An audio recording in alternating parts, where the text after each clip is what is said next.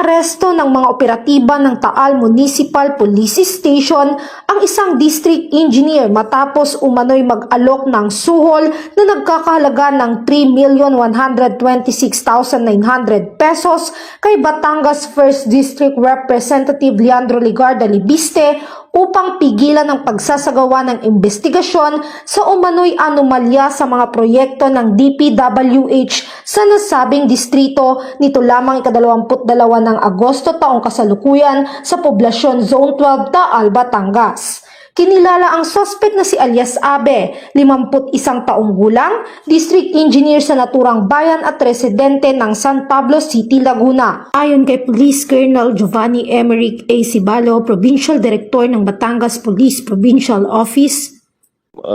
Last Friday po, August 22, around 6 p.m. ay nagresponde po ang ating sa pangunan ng ating hepe sa Taal dahil meron po kaming na-receive na information na may ongoing nga po sir na parang attempt to bribe si congressman po. Kaya nagtungo po si lugar at nakuha nila sir yung mismong taong doon sir at on the act sir na bribe sir. Andun din sir yung na-recover na pera sir amounting to more than 3 million sir. Based on reliable information, nagresponde po yung ating police sir.